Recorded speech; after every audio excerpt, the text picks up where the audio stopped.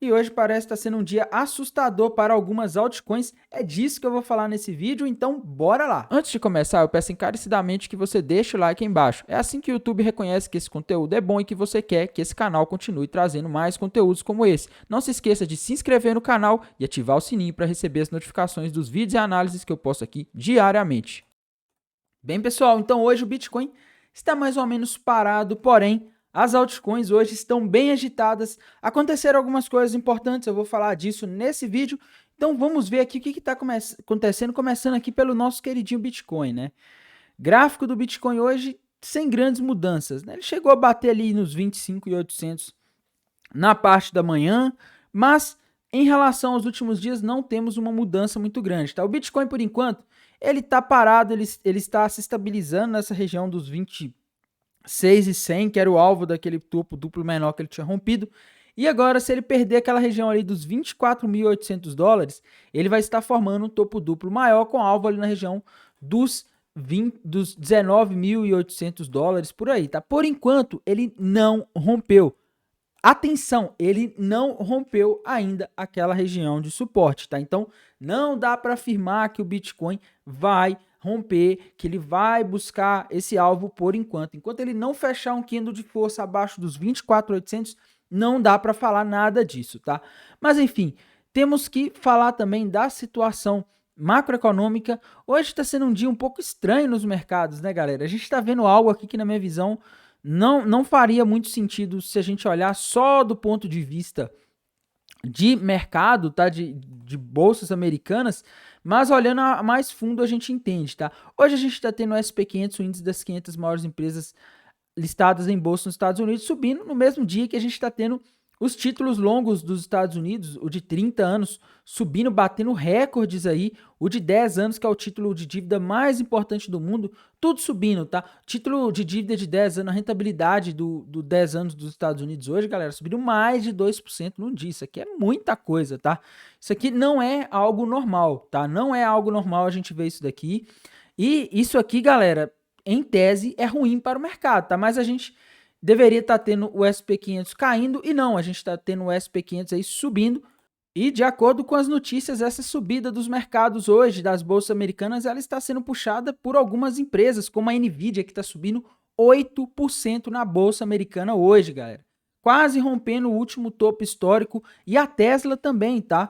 A gente vê aqui que a Tesla hoje está tendo uma performance relativamente boa, mais de 7%. Apareceu até o Elon Musk aqui na TradingView depois que eu coloquei a ação da Tesla. Mas enfim, galera, mais de 7% de subida hoje. A gente está vendo essas ações subindo e puxando aí para cima o índice SP500. Mas, Tainan, por que essas ações estão subindo? No caso da Nvidia, pessoal, na próxima quarta-feira a gente vai ter divulgação de resultado trimestral da Nvidia, tá? Então, o mercado, ele geralmente tem aquela coisa de sobe no boato, cai no fato, né? O mercado está se preparando para um resultado aí, talvez bom, porque a Nvidia é uma empresa aí, é considerada uma empresa boa, né? Embora esteja cara. E isso aí está fazendo a Nvidia subir e puxar para cima as outras ações de setores ligados e o índice, né? A Tesla e a Nvidia são ações aí que têm uma participação grande no índice, então elas acabam puxando para cima, tá? Mas não que as coisas estejam muito boas. Isso porque, como eu mostrei para vocês aqui, galera, taxa de juros subindo lá nos Estados Unidos é complicado, viu, galera? É complicado, juros de 30 anos subindo em patamares aí que a gente não vê. O mercado de criptomoedas, ele não está acostumado a conviver com juros de 10 anos, por exemplo, nesse patamar de 4,34 lá nos Estados Unidos, tá? Olha isso daqui, galera, esse nível é o mesmo nível da época ali em que aconteceu a crise do subprime, tá? A gente vê aqui que as criptomoedas foram criadas ali a partir de 2009 e a gente vê aqui uma tendência de baixa nas taxas de juros dos Estados Unidos, né? O que não o que favorece ativos de risco. E agora, como será que as criptomoedas vão lidar com esse cenário em que elas têm que conviver com taxas de juros muito altas? Será que nós vamos ter mais quedas? Tá? Isso que eu fico me perguntando. Será que o mercado de criptomoedas está preparado para isso daqui? O que vocês acham? Deixa aí nos comentários. Vamos debater. Tá, mas em termos de dados macroeconômicos não tivemos nada hoje, tá? Amanhã a gente vai ter a divulgação de vendas de casas usadas relativos ao mês de julho, eu penso que esse dado aqui só assusta o mercado ou deixa empolgado se ele vier muito diferente do que o mercado está esperando. Para mim, o mais importante é o que vem na sexta-feira, o Jerome Powell discursando lá no Jackson Hole, que é um simpósio de macroeconomia bem relevante, tá? E no ano passado, quando ele falou nesse simpósio, mexeu com o mercado, então pode ser que a gente tenha alguma volatilidade. Mas hoje, amanhã, a gente não tem muitos dados macroeconômicos. A semana aí, a gente vai começar a ter mais dados a partir da quarta-feira, mas, como eu disse, o mais importante é o que a gente tem na sexta-feira. Em termos de análise de sentimento do Bitcoin, a gente continua naquela mesma situação, galera. A gente tem ali o long short ratio em 2,32, ou seja, estamos com mais pessoas apostando na alta do que na queda, pelo menos na Binance Futures, tá? Só que a gente não teve uma mudança muito grande ainda no Open Interest, tá? Ou seja, não dá para saber se as pessoas estão abrindo novas posições short ou long, pelo menos por enquanto, tá? A gente teve um aumento bem sensível, bem pequeno aqui do Open Interest e uma queda no long short ratio, mas ele ainda continua com mais pessoas compradas. Porém, quando a gente olha aqui embaixo a taxa de funding, ela tá negativa, né? Ela tá oscilando entre o positivo e o negativo, mostrando que o mercado segue bem definido, tá? Mas a gente tem que ver outros indicadores aqui. No caso, a Highblock traz informações bem importantes. Começando aí, pessoal, pelo 12 horas da Highblock, a gente vê aqui que a gente tem bastante liquidez ali na região dos 26.375 dólares, tá? Então não me surpreenderia se o Bitcoin subisse, se fosse na região dos 26.300, 26.400, talvez até 26.500 para pegar essa liquidez, uma vez que a maior parte da liquidez agora próxima aqui para quem é scalpista, ou seja, para quem faz operações de curtíssimo prazo, operações que duram alguns minutos ou no máximo algumas horas, aquela região ali dos 26.500, 26.400 seria uma boa região para abrir uma posição short, tá? Em termos de liquidez abaixo, a maior parte está ali perto dos 25.500, 25.600, então a gente está mais perto aqui da liquidez que está acima do que está abaixo, tá? Então seria mais conveniente para o mercado de criptomoedas no curtíssimo prazo e ali naquela região dos 26.400. A gente tem que ver aqui também como que está a Highblock de 7 dias para ter uma noção de para onde esse mercado está indo, né? E quando a gente olha aqui a de 7 dias, pessoal, a gente está com bastante liquidez acima também, tá? A gente tem liquidez abaixo, mas tem muito mais acima, pelo menos no de 7 dias, tá? De acordo com esse gráfico aqui, a região dos 27 mil dólares seria uma boa região para abrir uma posição short, visando aí um swing trade bem curto, de poucos dias, ou um day trade, um scalping de algumas horas, tá? Já aquela região ali dos 23.550 seria uma região boa para abrir posições compradas de acordo aqui com a Highblock, tá? Temos que ver também aqui o de um mês para ver como que está a situação do mercado de criptomoedas e a gente vê aqui que tem bastante liquidez ali naquela região dos 23.500, tá? Então, quando a gente olha aqui o de um mês, faria muito mais sentido para quem faz operações de um prazo um pouco maior, esperar o mercado ir naquela região ali dos 23.500, porque tem muita liquidez ali, tá? E a gente consegue ver aqui que no de 3 meses, por exemplo, a gente não tem tanta liquidez acima, né? Então, se o mercado fosse ali nos 27 mil, pegasse aquele resto de liquidez que ainda tem lá, ele poderia ir abaixo aqui, porque teria muita liquidez para buscar e, de fato, teria mais liquidez aqui se ele andasse, se o mercado caísse uns 3 mil dólares do que se ele subisse 5 mil, 6 mil, tá? Ele teria que subir ali para ir buscar a liquidez dos 30 mil dólares, pelo menos uns 4 mil dólares, tá? Então aqui a gente vê que ele está mais perto aqui da liquidez que está abaixo, então faria sentido o mercado buscar. O que é contraditório aqui, galera, é que o Bitcoin, se ele fosse nessa região aqui dos 23.500, ele estaria formando o topo duplo, tá? Porém, ali ele poderia pegar uma liquidez que poderia ser uma região muito boa para montar posições de compra aí de curto prazo, porque tem muita liquidez e geralmente quando o mercado ele bate numa região que tem muita liquidez, a gente pode ver aqui o que aconteceu na queda da semana passada. Ele tende a recuar, ele tende a voltar, tá? Então, é importante, vamos ver aqui também como está a de 3 meses, se a gente teve alguma modificação, onde que está a maior parte da liquidez. E a mesma coisa, pessoal, ali na região dos 24, 23.500, tem bastante liquidez. Então a gente vê o seguinte, em termos aqui de indicadores de sentimento, tudo conflui que a queda não acabou e que teria espaço para o Bitcoin ir na região até os 23.500.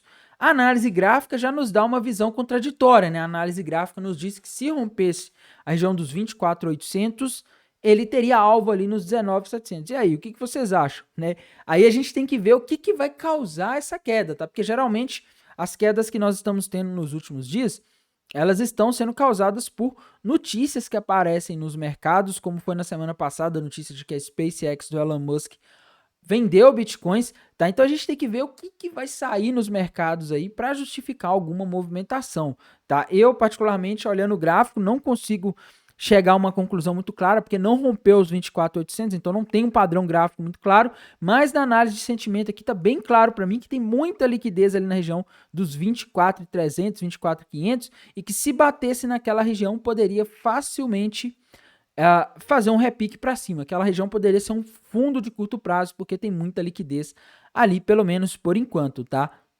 Não podemos deixar de falar também da notícia que assustou os investidores e fez com que as altcoins, muitas delas, tivessem uma forte desvalorização no dia de hoje. A notícia de que o Vitalik, cofundador da Ethereum, transferiu para a Coinbase $1 milhão em Ethereum, aproximadamente aí uns 5 milhões de reais. Mandou isso provavelmente para vender, né? Ou para trocar por outra moeda, mas mais provável que para vender, tá? E aí, nisso aí, o mercado ficou naquela, pô, se o fundador da Ethereum está vendendo os bitcoins, as Ethereums dele, será que ele está sabendo de algo que a gente não sabe? Por que será que ele está vendendo uma quantidade tão grande de Ethereum, tá?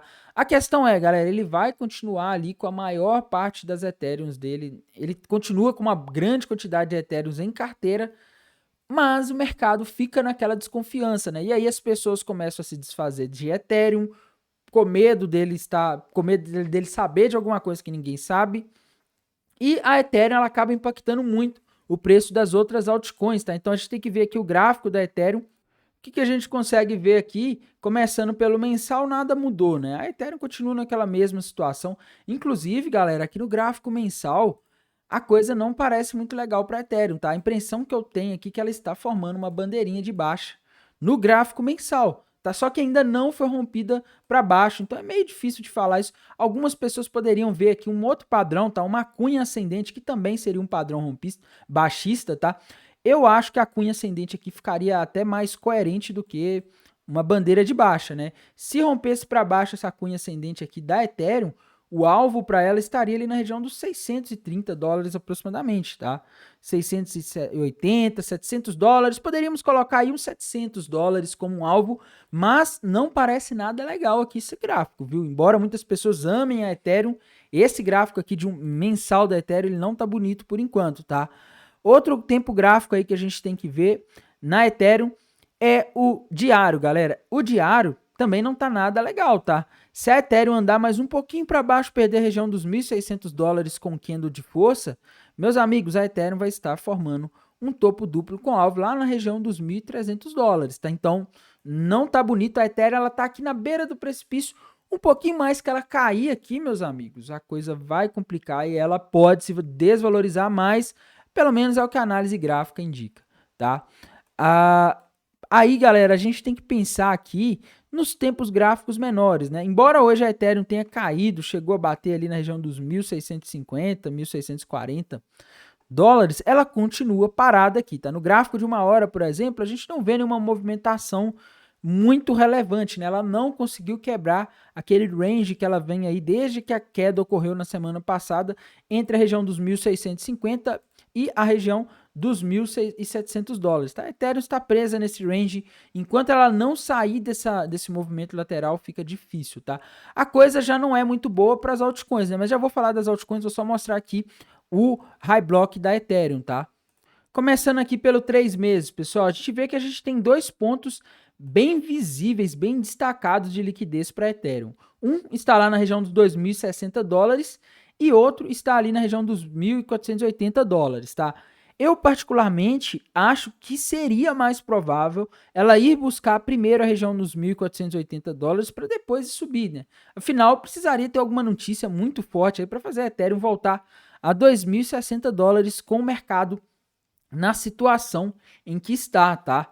E a gente tem que ver aqui também os menores, né? Vamos ver os tempos gráficos menores aqui na High Block. E a gente vê aqui, por exemplo, no 7 dias, estamos com muita liquidez na região dos 1.850, tá? Então a gente vê que a Ethereum, ela tá caindo nos últimos tempos, mas ela deixou muita liquidez acima nessa queda, né? A gente vê aqui, por exemplo, que na região dos 1.700 a gente já teria mais liquidez, tá? Então, se batesse aqui no curto prazo, nos 1.700, ela poderia voltar. E na região dos 1.740, 1.630, ela também tem bastante liquidez, tá? Então, isso aqui reforça esse range, tá? Ela pode ficar aqui buscando liquidez. E esses seriam os pontos aí para scalpistas montarem posições. 1.635 poderia ser bom para uma posição comprada bem leve, para fazer scalp. Já a região dos 1.700 ali, até 1.750 seria uma região boa para fazer shorts mais curtos, tá? Se a Ethereum fosse ali nos 1.850, já poderia ser uma região mais favorável para fazer operações de short. Só que, como eu disse, pessoal, tá bem longe isso daqui, né? A Ethereum caiu e deixou muita liquidez acima, tá? Para ela buscar isso aqui, ela vai depender do Bitcoin. A Ethereum, ela não vai conseguir buscar uma liquidez dessa sozinha se o Bitcoin começar a cair ou acontecer algo do tipo, tá? Temos que falar aqui também das altcoins, começando aqui pela BNB, que é uma das mais importantes dela, token de governança da Binance, né? E, galera, BNB rompeu para baixo ali nos últimos dias uma bandeirinha de baixa. O alvo dessa bandeira de baixa está na região dos $160, a BNB ainda não buscou, tá? A gente consegue projetar aqui, ver esse alvo, né? Se a gente projetar essa queda aqui para baixo dessa bandeira de baixa, $160 aproximadamente. Mas o problema aqui da BNB, para quem está querendo shortar, é que essa região é muito arriscada. Porque aqui onde ela está agora, a região dos $210, vamos arredondar para 200, é uma região que já foi suporte em muitos momentos cruciais para a BNB. A gente vê ali em 2021 várias vezes a BNB tentou romper para baixo essa região aqui dos $200, depois que ela passou para cima disso, e essa região vem segurando a BNB, não deixa ela cair desde 2021, galera. Então a gente já tem aí quase 2 anos que essa região é um suporte importantíssimo. E agora a Ethereum, a BNB, ela está nessa região, tá? Então por isso que, apesar de termos aqui uma bandeira de baixa que indica uma queda maior para a BNB, shortar a BNB me parece bem difícil e bem arriscado, porque ela tem que quebrar suportes que nós não sabemos se ela vai conseguir quebrar agora, tá? Eu penso assim, se tiver uma notícia negativa em relação a Binance, pode ser que ela quebre, tá? Mas por enquanto a gente não tem notícia e aí fica arriscado montar posições vendidas na BNB, tá? Mas o gráfico dela, no geral, não parece muito bom, tá? Até porque a BNB, né? A BNB é o token de governança da Binance, tá sofrendo com as ações regulatórias da SEC, que tá indo muito em cima da Binance, tá? Então tem esse detalhe aí. Outra moedinha que a gente não pode deixar de comentar é a XRP, galera. XRP hoje caindo mais de 3%, porém ela continua exatamente na mesma situação, tá? Ela caiu hoje aí, chegou a bater ali na região dos 50 centavos de dólar, só que a XRP, galera, não sei se você se lembra, tá, uns dias atrás eu estava falando que tinha um topo duplo rompido para baixo aí na XRP, o alvo era na região dos 52 centavos, e ela chegou nessa região, tá? E quando ela chega na região, não quer dizer que ela não possa sair um pouco dessa região. É normal ela ficar ali, vai ali nos 53, 54, depois vai nos 49. É o range, tá? A XRP, ela por enquanto precisa formar algum padrão gráfico aqui agora para a gente conseguir ter uma noção de para onde ela vai. Por enquanto a gente não tem uma noção muito clara de para onde ela está indo, do que ela está fazendo, tá? Assim que ela romper alguma coisa para algum lado, a gente vai ter essa noção. Por enquanto ela está em cima de uma região de suporte, essa região de 50 centavos de dólar. Ela já foi resistência em vários momentos cruciais e suporte também. A gente consegue ver aqui que a XRP está num ponto que é extremamente decisivo, né? A gente vê que desde que a XRP está sendo negociada, pelo menos dentro da Binance, que é de onde é esse gráfico, ela está tendo essa região de 50 centavos de dólar como resistência ou como suporte, tá? Isso quer dizer que para ela romper isso daqui para baixo, não é uma coisa fácil, é uma aposta arriscada.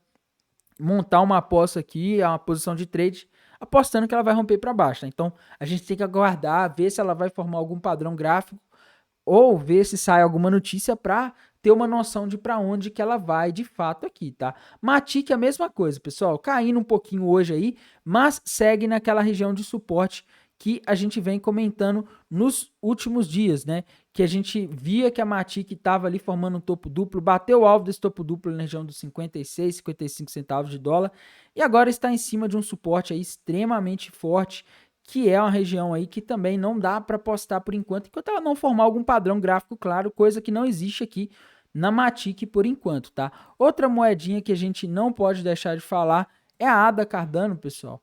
Moeda aí também que muita gente gosta. Tá caindo um pouco hoje, mas está na mesma. Tá em cima de um suporte ali. Enquanto não tiver um sinal definitivo de que ela rompeu para baixo esse suporte, vai ser complicado de montar a posição vendida apostando em mais queda da ADA Cardano.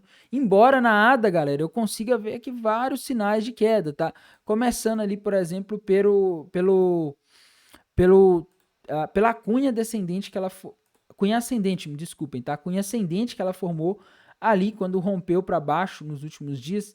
E o alvo dessa cunha ascendente está na região dos 18 centavos de dólar, tá? Então a Cardano ainda tem muito espaço para cair nos próximos dias, talvez semanas, mas por enquanto a gente tem que ver se ela vai romper esse suporte. Eu penso que isso, galera, tá muito atrelado ao Bitcoin aqui, tá? Se o Bitcoin perder esse suporte dos 24 mil dólares, eu acho que a gente pode ver as altcoins fazendo movimentos abaixo ali dos suportes delas também, tá? Hoje as altcoins caíram e sofreram por causa dessas notícias aí de que o Vitalik vendeu, né? Rompeu não. Tainan, o que tem a ver o Vitalik com Cardano, com o BNB? A questão é o seguinte, pessoal, quando sai uma notícia ligada a Ethereum, que é a maior altcoin, isso acaba afetando o preço das altcoins em geral, tá? Se a gente colocar aqui o gráfico da Ethereum contra o Bitcoin, vocês vão ver que é um gráfico que ele é muito parecido com, eu coloquei aqui errado, ETH, BTC. É um gráfico muito parecido com a dominância do Bitcoin invertida, tá? Se vocês olharem aqui, é como se fosse o gráfico da dominância do Bitcoin invertida, né? Se eu colocar aqui agora BTC.D, tá? Isso acontece pelo seguinte, galera. Estão vendo? Parece muito gráfico invertido. Isso acontece porque a Ethereum é a altcoin, a moeda alternativa de maior market cap. Então, quando ela se desvaloriza, todo aquele grupo de moedas alternativas tendem a perder força, tá? Tendem a se desvalorizar. Então, a gente tem essa questão aí, tá? Então, esse tipo de notícia acaba soando muito mal para o mercado. Bem, pessoal, por enquanto, sem mais novidades, assim que tiver mais atualizações eu trago para vocês. No mais, desejo aí uma ótima segunda-feira, um bom começo de semana e bons negócios. Até mais. Tchau.